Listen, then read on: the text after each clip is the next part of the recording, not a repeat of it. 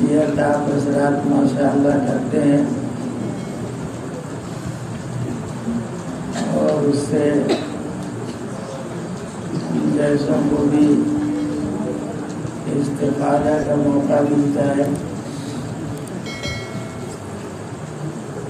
اس سلسلے میں ایک ہی بات برابر کہنے کی ہے، کہتا ہوں، اور عرض ہے کہ آپ مطالعہ خوب کریں اور مطالعہ کر کے معافی ضمیر کی ادائیگی یا مطالعہ کا حاصل آپ اپنی زبان میں بیان کریں، رٹ کر کے کتاب سے تقریر کرنا یہ ابتدا تو ٹھیک ہے، اس سے راستہ معلوم ہوتا ہے، طریقہ ملتا ہے، انداز معلوم ہوتا ہے، لیکن ہمیشہ آپ کا بیان رٹی ہوئی باتوں پر ہو تو آپ کبھی خطیب نہیں بن سکتے، آپ مقرر نہیں بن سکتے، اس لیے کہ وہ رٹا ہوا گیا، آپ کا علم رخصت ہو گیا، اب آپ بات نہیں کر سکتے۔ اور جو آپ مطالعہ کریں، یاد کریں اور اسی مضمون کو اب آپ اپنے طور پر بیان کریں، جب آپ اس کی مشق کریں گے اور آپ اپنے آپ کو اس کا عادی بنائیں گے تو رفتہ رفتہ آپ ترقی کر کے خطیب اور مقرر بنیں گے، اور پھر آپ کہیں بھی اور کسی موقع پر بھی ضرورت کے اعتبار سے گفتگو کر سکیں گے۔ اس لیے جو بڑے طلباء ہیں، بڑی جماعتوں میں ہیں، ان سے یہی عرض کرنا ہے کہ آپ اپنے آپ کو اور اپنے انداز بیان کو اپنی زبان میں پیش کریں اور اس پر قابو پانے کی اور اس میں ترقی کرنے کی کوشش کریں، تو انشاءاللہ تعالی آپ کامیاب ہوں گے۔ 15 منٹ اور 20 منٹ اور 1 گھنٹہ جو بیان کرنے کا ایک سلسلہ آپ کے انجمنوں میں ہے کہ دو چند طلباء وہ لمبی لمبی باتیں کرتے ہیں، گھنٹہ بھر کی، سوا گھنٹے کی تقریر کرنا وہ کر ڈالتے ہیں، اور دوسرے بچوں کو یا تو موقع نہیں ملتا ہے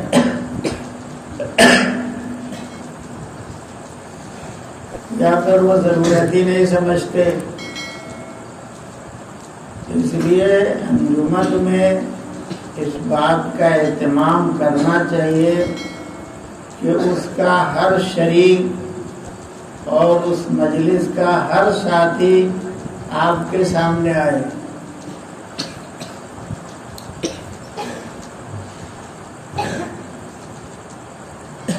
سامنے لانے کے لیے آپ نے نعت کو خاص موضوع بنا لیا ہوا ہے، تو یہ سامنے آنا نہیں ہے۔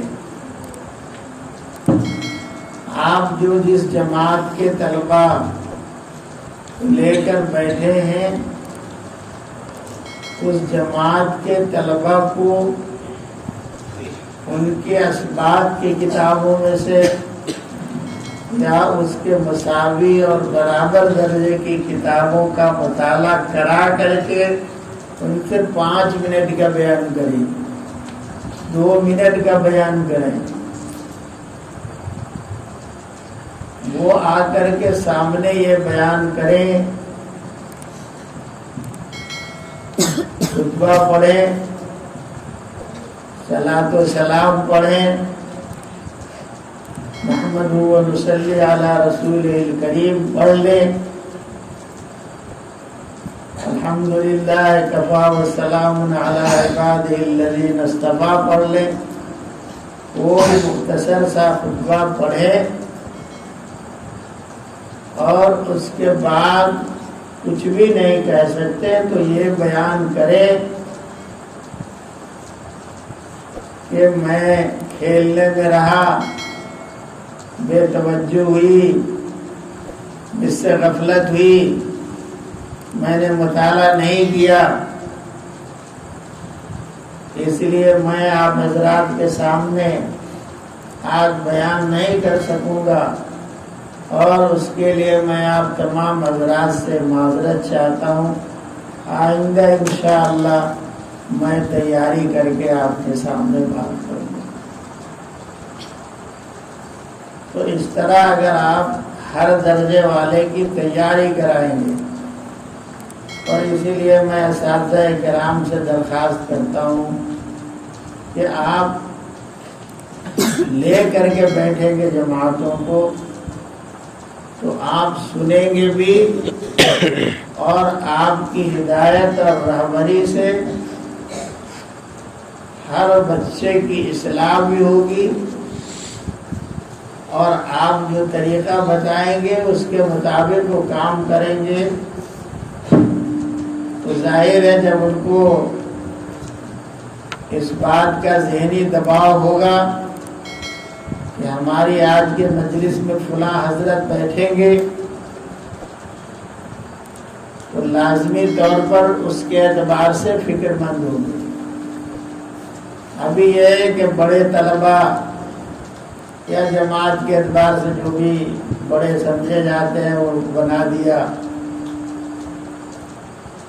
تو اب ان کو ساتھی سمجھتے ہیں، اتنا ہی ان کا دباؤ پڑتا ہے، اتنا ہی ان کا روب و دبدبا ہوتا ہے، اسی اعتبار سے وہ اپنا کھیل کود کر کے وقت گزار دیتے ہیں۔ اس لیے بڑی ضرورت ہے کہ ہمارے اساتذہ کرام شرکت کریں، اور کاغذ پر ہر طالب علم کا نام اور تلفظ کے اعتبار سے صحیح بول رہے غلط بول رہے اس کو نوٹ کرنا چاہیے، اور انجمن کے اختتام پر استاد محترم اپنی کچھ ناصحانہ بات کریں، اور جو غلطیاں ہوئی وہ سنائے، فلاں نے یہ لفظ بولا اس کی جگہ یہ بولنے کا ہے، پڑھا بولا تو پڑھا بولنے کا ہے۔ تو اس طرح سے اگر کام آپ حضرات کریں گے تو آپ کو ترقی ہوگی، اور نہیں تو یہاں کا یہیں رہ جائے گا، پھر آگے جا کے کچھ نہیں ملے گا۔ تو بننا ایسا ہے کہ آپ کو کہیں پر بھی موقع آ گیا، کہہ دے کسی مسجد میں کوئی بیان کر دیجئے، تو آپ بیان کر دیجئے۔ بیان کے لیے گھنٹہ سوا گھنٹہ کا ہونا مسئلہ نہیں ہے۔ اور ہمارے مولانا عبدالرشید صاحب وہ 5 سنتوں کا بیان کرتے ہیں، پورے نیپال میں بیان کیا، جہاں جاتے ہیں وہاں مسجد میں داخل ہوں گے 5 سنتیں میں۔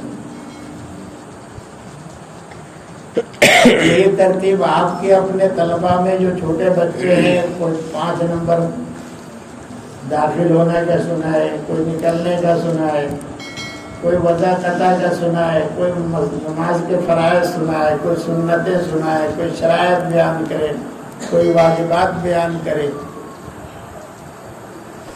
تو اس طرح سے حوصلہ بڑھے گا، ہمت ہوگی، اور یہ بیانات آج کی دنیا میں اتنے بڑے بیانات ہیں 5 نمبر کے کہ بڑی سے بڑی مسجدوں میں بھی 10 لوگ نہیں ملیں گے کہ جو سنت کے مطابق اندر آ رہے ہوں اور جا رہے ہوں. اور علم بھی شاذ و نادر کو ہے کہ مسجد میں داخل ہونے کی یہ 5 سنتیں ہیں اور مسجد سے نکلنے کی 5 سنتیں ہیں.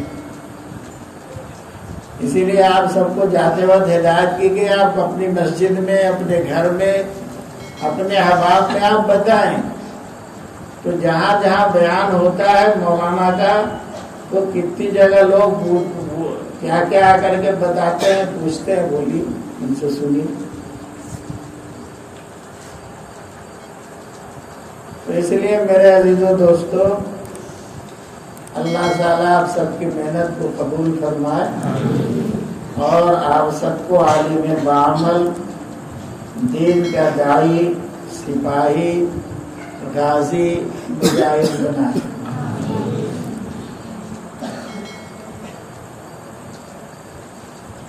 یہ بات ہم سب بولتے رہتے ہیں، دعا کیجئے، دعا کیجئے. گویا ہر ایمان والا دعا پر یقین رکھتا ہے. اس گئے گزرے وقت میں بھی اس کو یہ یقین ہے کہ دعا سے کام بنتا ہے. اور حقیقت یہی ہے کہ دعا مومن کا آخری ہتھیار ہے. اور مومن ہی نہیں، قرآن مجید کو آپ مطالعہ کریں. قرآن کریم نے جگہ جگہ ایسے واقعات ذکر کیے ہیں کفار و مشرکین کے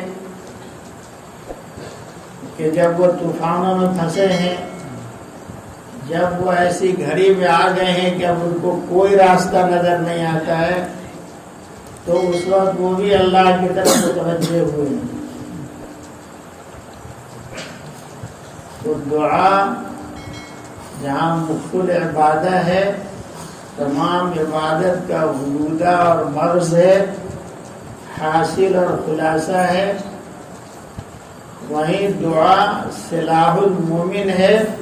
یہ مومن کا ہتھیار ہے. جہاں ساری تدبیریں فیل ہو جائیں اور کوئی راستہ نظر نہیں آئے، وہاں مومن دعا میں لگ جائے تو اللہ سبحانہ و تعالی کوئی نہ کوئی راہ اس کے لیے کھولیں گے.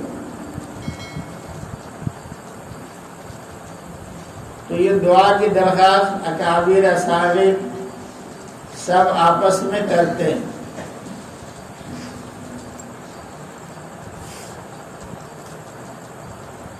تو حضرت نبی کریم صلی اللہ علیہ وسلم جب معراج پر تشریف لے گئے تھے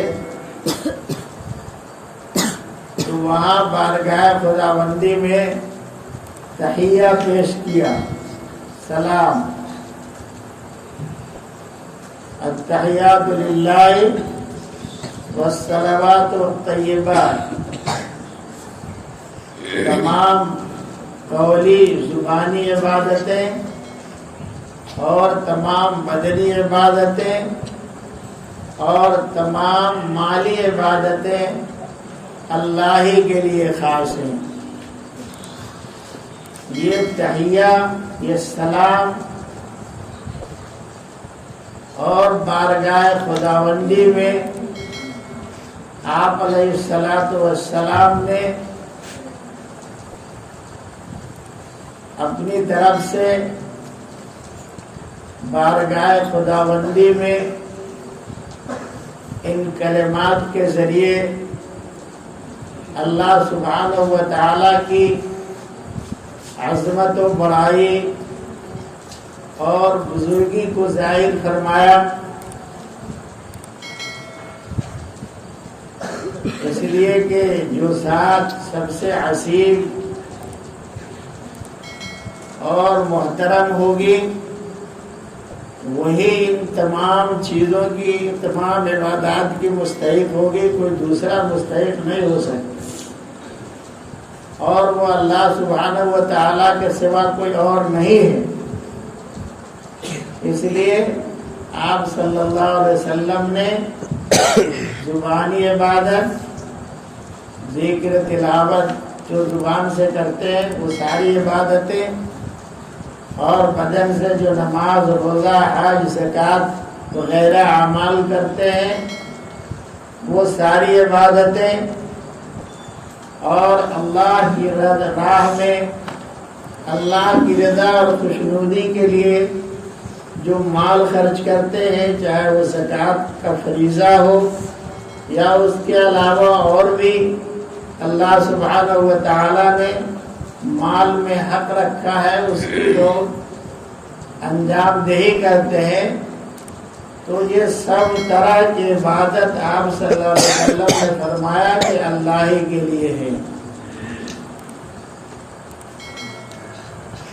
تو اب تحیہ اور سلام کا اللہ تبارک و تعالی نے قرآن شریف میں خود ارشاد فرمایا، اذا حییتم بتحیۃ فحیوا بأحسن منها او ردوها، جب تم کو سلام کیا جائے تو تم سلام کا اس سے اچھا جواب دو یا برابر سرابر جواب دو۔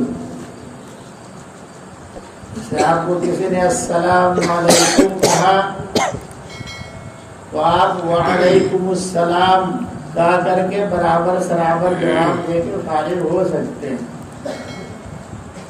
اور آپ بڑھا کر کے جواب دیں گے وعلیکم السلام ورحمۃ اللہ۔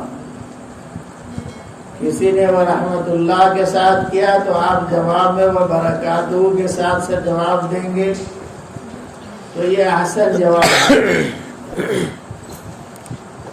تو خود اللہ سبحانہ و تعالی نے آپ علیہ السلام کے تحیہ پر جو جواب عنایت فرمایا ہے، السلام علیکہ ایھا النبی ورحمۃ اللہ وبرکاتہ، اے پیغمبر آپ پر اللہ کی رحمتیں ہیں،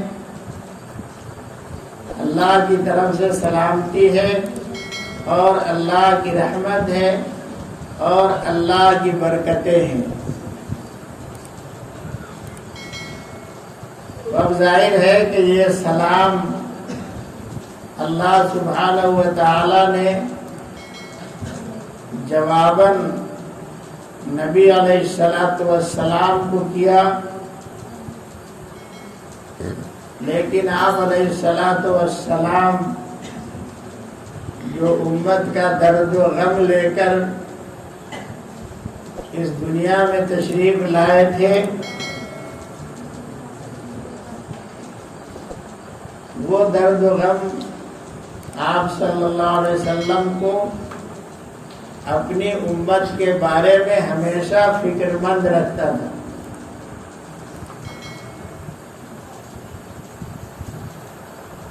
اور آپ اپنی امت کو ہمیشہ یاد رکھتے تھے۔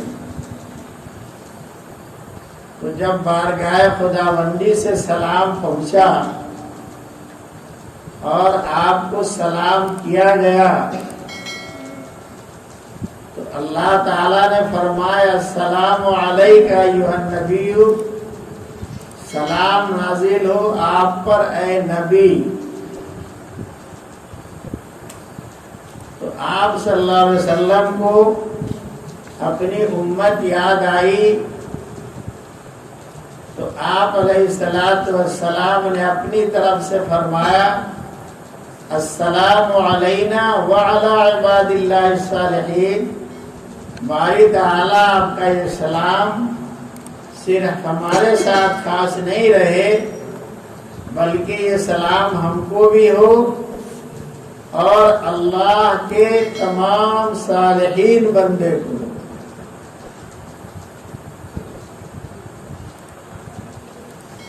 تو اللہ کے جتنے صالح بندے ہیں ان سب کو آپ علیہ السلام نے اس سلام میں شریک فرمایا ہے۔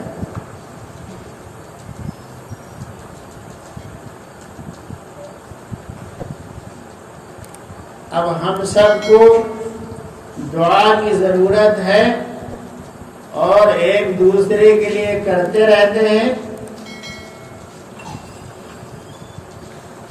مگر ہماری یہ چاہت ہو کہ ساری دنیا کے صالحین، غوث و کتب سب ہمارے لیے دعا کریں، تو اس کا طریقہ یہ ہے کہ ہم اپنے آپ کو صالحین میں شامل کر لیں۔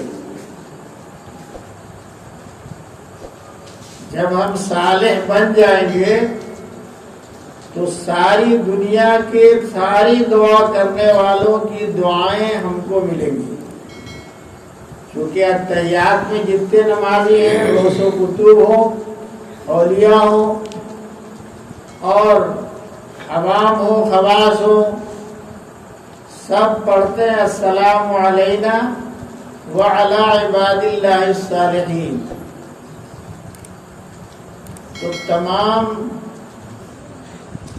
لوگوں کی دعائیں ہم کو ملیں، اس کے لیے ضرورت ہے ہم کو صالح بننے کی۔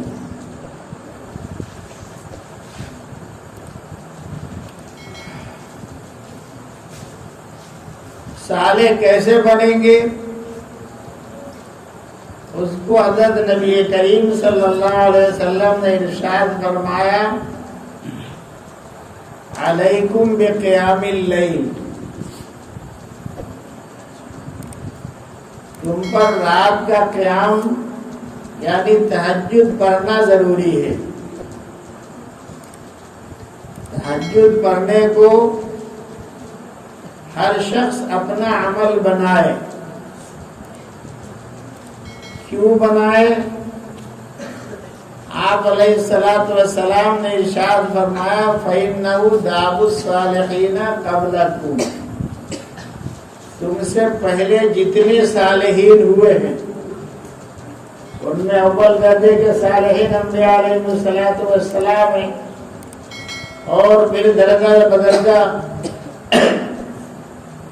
اولیاء اور بزرگان دین ہیں، اور اللہ کے نیک بندے ہیں۔ تو تہجد اس لیے پڑھو کہ یہ تمام صالحین کا طریقہ ہے۔ معلوم ہوا کہ آپ اگر تہجد پڑھیں گے تو آپ صالحین میں شامل ہو جائیں گے، اور آپ صالحین میں شامل ہو گئے تو ساری دنیا کی دعائیں آپ کو اپنے آپ ملتی رہیں گی، آپ کی بھی دوسروں کو ملے گی اور دوسروں کو بھی آپ کی کو ملے گی۔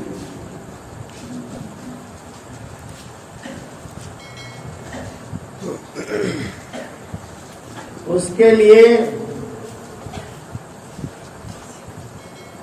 چند طریقے لکھے ہیں۔ کم سے کم درجہ ہے کہ عشاء کی نماز کے بعد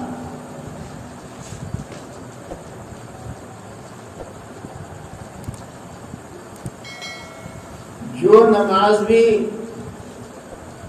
نفل پڑھی جائے گی اس کا شمار تہجد میں ہوگا۔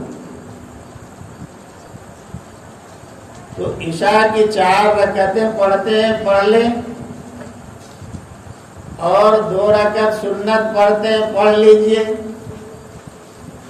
اور سنت پڑھنے کے بعد 2 رکعت تہجد کی نیت سے اسی وقت پڑھ کر کے، اور اس کے بعد آپ وتر کی نماز پڑھ کے آرام سے سوئیے فجر تک۔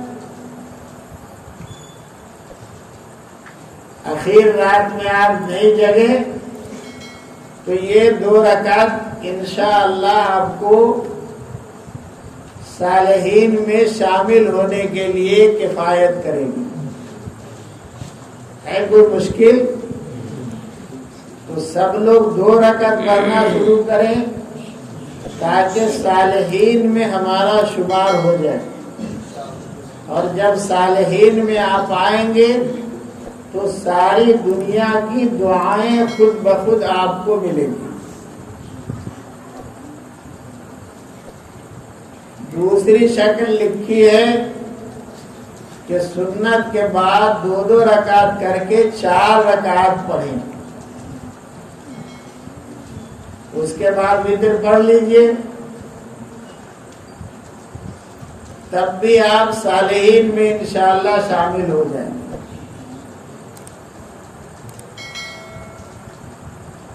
اور اسی طرح سونے سے پہلے پڑھ کر کے اس نیت سے 2 رکعت 4 رکعت پڑھ کے سو جائیے، تب بھی انشاءاللہ آپ کا شمار صالحین میں ہوگا۔ اور باقی جو تہجد گزار ہیں اخیر شب کے، وہ اپنی جگہ پر ہیں، ان کا رتبہ اور درجہ ہے، وہ بھی صالحین میں شامل ہوں گے۔ اور یہ 2 رکعت 4 رکعت تہجد کی نیت سے پڑھ لیں گے ابھی عشاء کے ساتھ میں، تو انشاءاللہ فَإِنَّهُ دَابُ الصَّالِحِينَ قَبْلَكُمْ، فرمایا آپ صلی اللہ علیہ وسلم نے کہ یہ تم سے پہلے صالحین کا طریقہ، ان کی عادت، ان کی خصلت رہی ہے، اس لیے اس خصلت کو ہمیں بھی اپنانا چاہیے۔ اللہ تعالیٰ مجھے بھی اور آپ سب کو اور ہمارے تمام دوستوں کو توفیق عطا فرمائے۔ آپ رات میں نہیں جگ سکتے ہیں اخیر شب میں، آپ عشاء کے بعد 4 رکعت پڑھ لیجیے، سونے سے پہلے پڑھ کر کے سو جائیے۔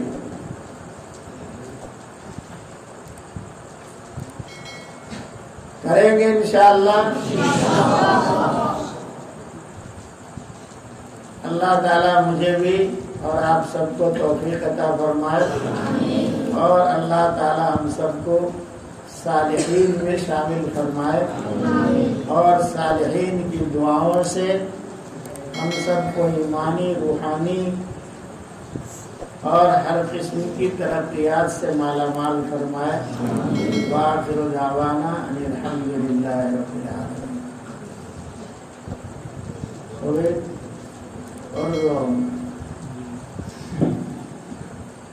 بقیہ حضرات اپنا انعام بعد نماز عشاء انجمن کی نگاہ سے لے لیں۔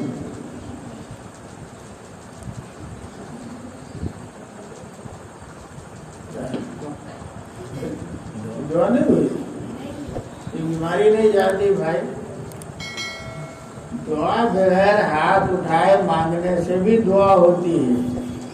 آمین کہی کہ نہیں آپ لوگوں نے؟ تو پھر یہی آمین بعد میں بھی کہتے ہیں۔